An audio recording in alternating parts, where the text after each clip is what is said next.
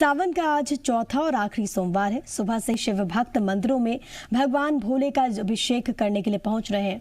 ऐसे में मंदिर परिसर की ओर से भी पुख्ता इंतजामात किए गए। कोरोना महामारी को देखते हुए मंदिर में गाइडलाइंस का पालन करते हुए श्रद्धालु पूजा अर्चना कर रहे हैं। सावन का महीना शिव भक्तों के लिए बेहद खास है। सावन महीना 25 जुलाई से शुरू हुआ, जो कि 22 अगस्त तक रहेगा। सावन के महीने में भगवान शिव की पूजा का विशेष महत्व होता है। शिव मंदिरों में भक्त गंगा जल और दुग्धाभिषेक के साथ ही बेलपत्र भी अर्पित कर रहे हैं।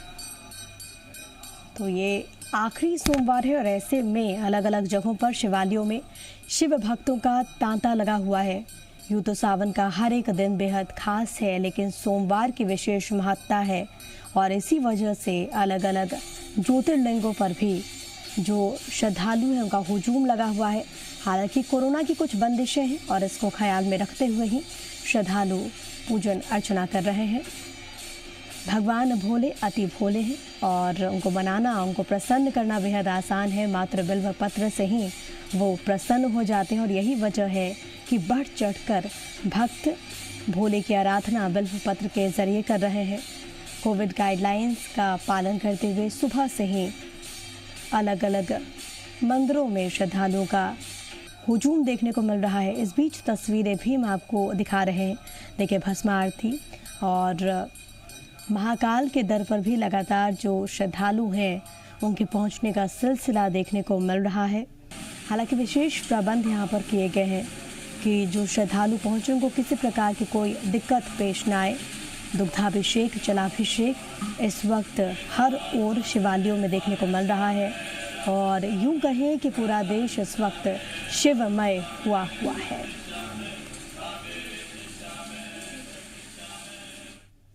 तो आज सावन के पावन सोमवार पर आपको रतलाम के कैसे ही प्राचीन मंदिर और शिवलिंग के दर्शन करा रहे हैं, जहां पर अक्सर पहुंचना बेहद मुश्किल होता है। रतलाम जिले से करीब 22 किलोमीटर दूर मलेनी नदी किनारे पहाड़ी पर प्राचीन शिव मंदिर है। कहा जाता है कि मंदिर यहां बनाया नहीं गया बल्कि उड़कर आया है, लेकिन यहां पहुंचना आसान नहीं। बड़ी मुश्किल भरे रास्ते से होकर इस प्राचीन शिव मंदिर तक पहुंचा जाता है। इस पहाड़ी पर पहुंचते ही प्रकृति के सुंदर नजारों और शिव के अद्भुत स्वरूप के दर्शन से न सिर्फ आपके कठिन रास्तों की थकान दूर होती है, बल्कि मन को शांति मिलती है। माना जाता है कि अगर इंसान ने अपने जीवन में जाने अनजाने कहीं कोई भी भूल किया हो तो यहाँ पर बने दो खंभों के बीच से निकलने से मुक्ति मिल जाती है। तो हम आपको दर्शन करवा रहे हैं क्योंकि अक्सर यहाँ पर पहुँचना बेहद मुश्किल होता है। और इस वक्त मेरे साथ मेरे दो सहयोगी मौजूद हैं। भोपाल से मेरे साथ मेरे सहयोगी प्रमोद जुड़ गए। इसके अलावा मंदसौर से मेरे साथ मेरे सहयोगी मनीष मौजूद हैं। सबसे पहले प्रमोद, मैं आपके पास आना चाहूँगी क्योंकि आज सावन का आखिरी सोमवार है। किस तरीके से वहाँ पर जो भक्त हैं, जो श्रद्धालु हैं, वो शिव की पूजा अर्चना कर रहे हैं? देखिए, भक्तों का काल रूपी संकट हरने वाले बाबा महादेव का ये आज प्रिय सावन का चौथा और पूर्ण सोमवार है। राजधानी भोपाल के सबसे प्राचीन 200 साल पुराने लगभग मंदिर में मैं इस समय मौजूद हूँ और देखिए बड़ी संख्या में श्रद्धालु भगवान शिव की भक्ति में लीन है। धूप दीप नैवेद्य से पूजन अर्चना अभिषेक कर रहे हैं, भगवान शिव को प्रसन्न कर रहे हैं। और भगवान शिव भोले हैं और भोले भगवान शिव सावन का सोमवार जो है वो उनको प्रिय है और इस दिन पूजन करने से भगवान शिव प्रसन्न होते हैं, मनचाहा वर देते हैं। और देखिए, भगवान शिव को धूप दीप नैवेद्य और बाद में दीपक से आरती उतारती ये तस्वीरें देखिए राजधानी भोपाल के सबसे प्राचीन मंदिर की हैं। हाथ में दीपक है, पूजन अर्चना और अगरबत्ती पहले लगा दी। हर सोमवार को आप यहाँ पर पहुँचती हैं? जी जी, पूरे परिवार के साथ? हाँ। ये तमाम जो श्रद्धालु हैं वो देखिए मंदिर में हर सोमवार, आज आखिरी सोमवार है सावन का? जी, आज आखिरी सोमवार। आज पूर्ण हो गई है पूजन? हाँ, ये सोमवार की पूजन पूर्ण हो गया। अभिषेक तो अभी चलेगा रक्षाबंधन के दिन तक। 2-4 दिन बाकी हैं। अभी सामने पर सोमवार जारी है। भगवान शिव की आज की पूजन हो गई है? जी। देखिए, ये वो तस्वीर है और बेहद महत्वपूर्ण भी है। भगवान शिव को सावन का माह प्रिय होता है और उससे ज़्यादा सोमवार प्रिय होता है। मान्यता ये भी है कि सोमवार के दिन सावन के माह में पूजन करने से जो फल मिलता है वो 12 ज्योतिर्लिंग की पूजन अर्चना और अभिषेक के समान होता है और इसीलिए ये मंदिर में भीड़ की तस्वीर है। बड़ी संख्या में श्रद्धालु मंदिर में पहुंचते हैं। ये पहले बिलपत्र भगवान शिव को अर्पण करते हैं और ये वो तस्वीर देखिए, हाथ में पूजन की पूरी थाली है। भगवान शिव की पूजन अर्चना, और ये देखिए भगवान शिव की पूजन अर्चना करने के बाद उनके वाहक नंदीश्वर की पूजन अर्चना। देखिए, जब तक नंदीश्वर की पूजन नहीं हो जाती तब तक भगवान शिव का जो अभिषेक है, पूजन है, वो अधूरा रहता है। यही वजह है कि जो श्रद्धालु है वो पूरा फल लेना चाहते हैं, इसीलिए नंदीश्वर की पूजन। भगवान शिव की पूजन करने के बाद अब नंदीश्वर की पूजन, हाँ, नंदी बाबा की पूजा जरूरी है करना। वो भोले बाबा की करें तो नंदी बाबा की नहीं करेंगे तो अधूरी पूजा रह जाएगी। अधूरी, हाँ, अधूरी पूजा। पहले इनको भी उनको भी मनाना पड़ता। आज सावन का आखिरी सोमवार है। हाँ, हाँ। हर सोमवार को सब अपनी इच्छा धारण करने के लिए आते हैं कि अच्छे से मतलब वर मिले। बिल्कुल प्रमोद, तमाम तरह की इच्छाएं हैं इनके जहन में और यही कामना है, यही उम्मीद है कि भगवान भोलेनाथ उन इच्छाओं की पूर्ति करे। लौटूंगी आपके पास प्रमोद, लेकिन फिलहाल मंदसौर का रुख कर लेती हूँ। मनीष मेरे साथ, मेरे सहयोगी मौजूद हैं। मनीष, आप कौन से मंदिर पे मौजूद है और वहाँ की तस्वीरें जरा दिखाइएगा, किस तरीके से वहाँ पर माहौल देखने को मिल रहा है, किस तरीके का उत्साह? जी बिल्कुल, उत्सव में अपार उत्साह है। सावन का आखिरी सोमवार है। अपने आराध्य देव भोलेनाथ को प्रसन्न करने में कोई कसर नहीं छोड़ना चाहते श्रद्धालु।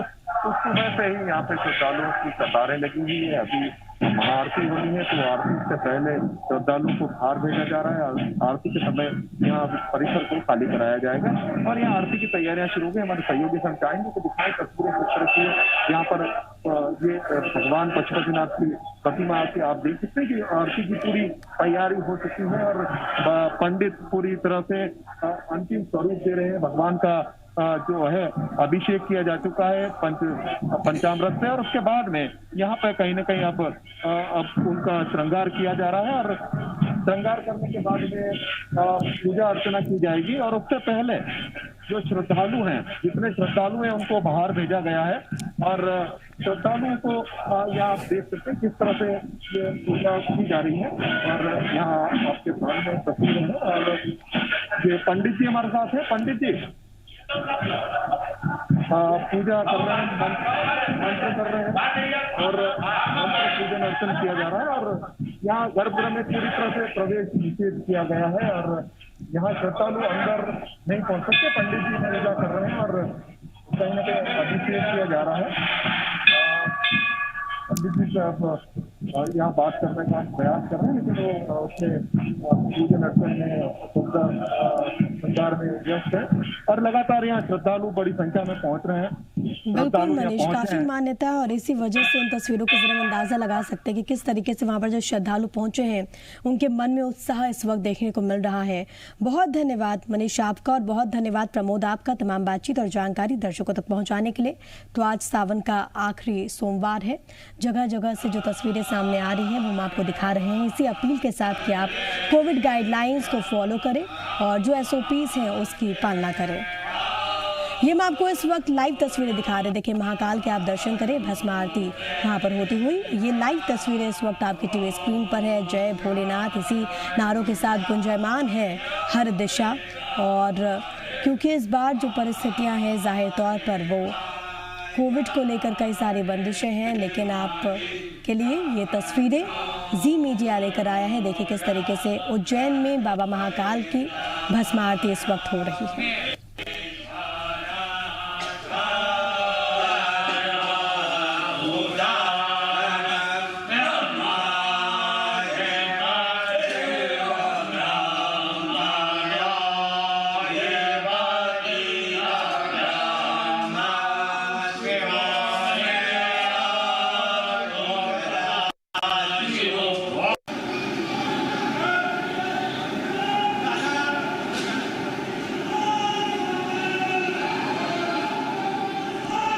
तो तमाम इंतजामात यहाँ पर किए गए और अहले सुबह से ही वहाँ पर जो श्रद्धालु हैं उनका तांता लगा हुआ है।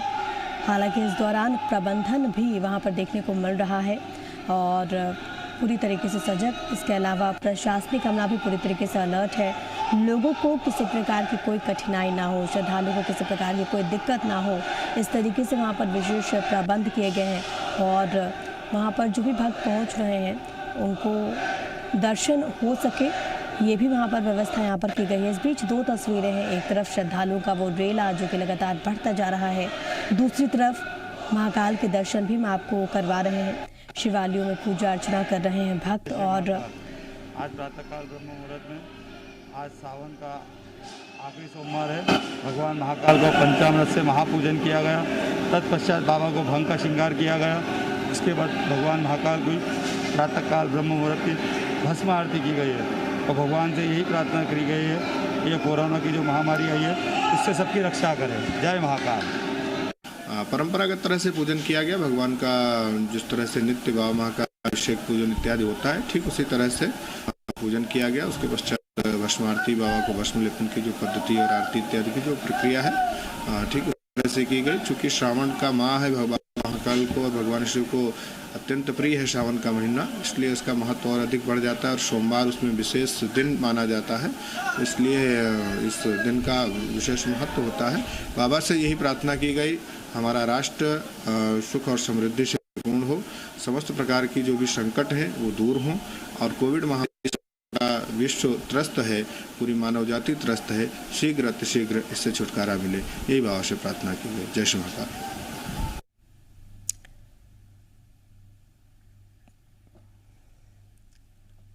और अब आपको भगवान भोलेनाथ के द्वादश ज्योतिर्लिंग के दर्शन करवा देते हैं। उत्तर से दक्षिण और पूर्व से पश्चिम सभी प्रमुख स्थानों पर हैं भगवान भोलेनाथ बाबा के धाम, जहां जहां आज श्रद्धालु पूजन अर्चन कर रहे हैं।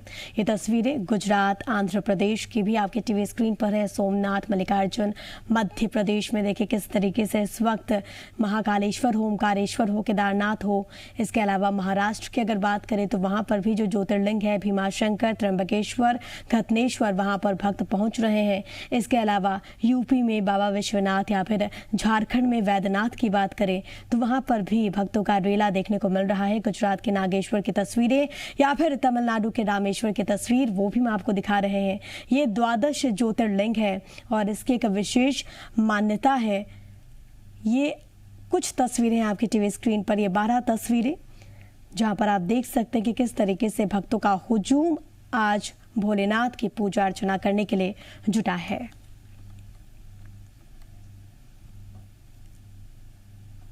और उज्जैन का महाकाल मंदिर भारत का पहला ऐसा मंदिर बन गया है जिसके लड्डू प्रसादी को भारत सरकार की FSSAI संस्था ने गुणवत्ता में 5 स्टार दिए हैं। इसके साथ ही महाकाल मंदिर के अन्य क्षेत्रों को भी भारत में तीसरा स्थान मिला है। दिल्ली से आई FSSAI टीम ने मंदिर का निरीक्षण किया था। इसके बाद ईट राइट के तहत रेटिंग दी गई। कलेक्टर और मंदिर समिति के अध्यक्ष आशीष सिंह ने बताया कि जल्दी प्रसादी के counter railway station, bus stand सहित कई जगहों पर शुरू किए जाएंगे।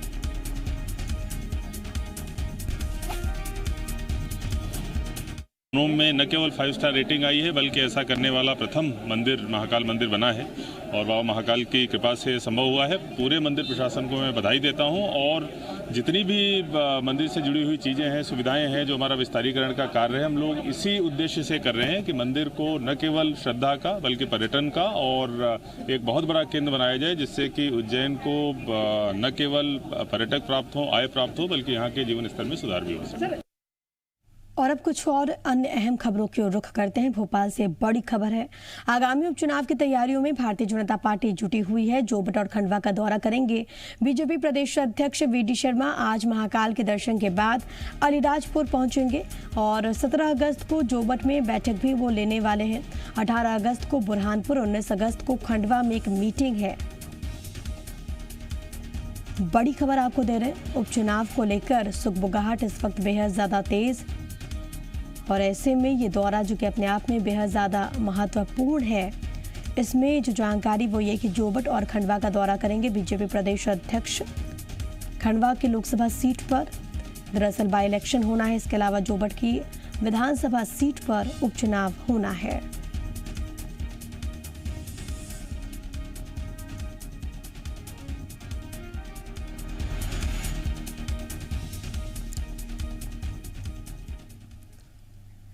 और आज से देश भर में शुरू हो रही है बीजेपी की जन आशीर्वाद यात्रा। मोदी सरकार के 39 मंत्री ये 39 जन आशीर्वाद यात्रा निकालेंगे।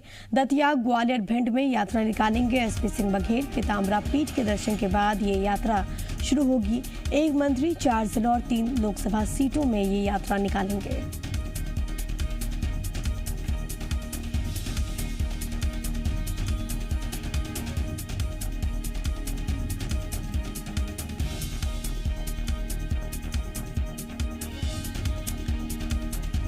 तो जन आशीर्वाद यात्रा भारतीय जनता पार्टी की, जिसमें मोदी सरकार के मंत्री जन जन के बीच जाएंगे।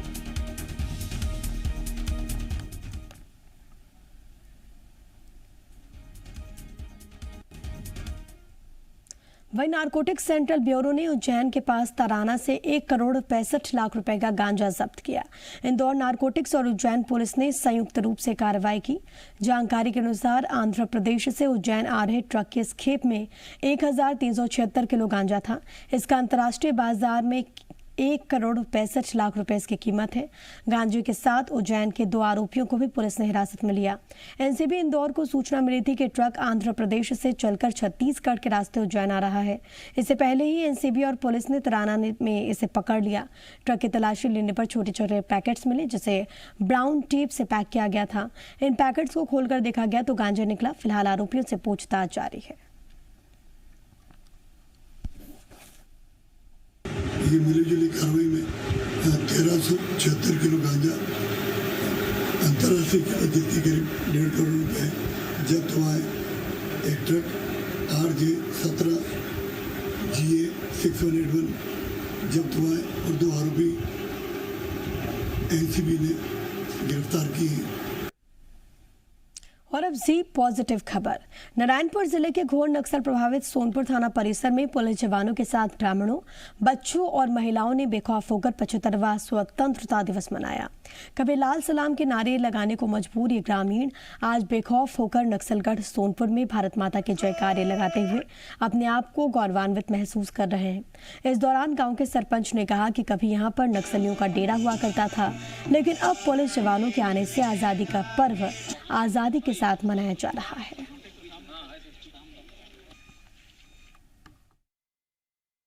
2019 से अपना थाना सोनपुर में बन गया, तब से हम लोग यहाँ लगातार बड़े ही धूमधाम से हम लोग यहाँ स्वतंत्रता दिवस हो या फिर अपना 26 जनवरी हो, बहुत ही बड़े धूमधाम से मनाते हैं। ये लोग जो है ना पहले जो नक्सल वाद था तो उस समय थोड़ा डरते थे, और अभी जो है ना जो सुरक्षा बल आए हैं तो उसके बाद बड़े बिना भय के यहाँ जो है ना झंडारोहण और गणतंत्र दिवस स्वतंत्रता दिवस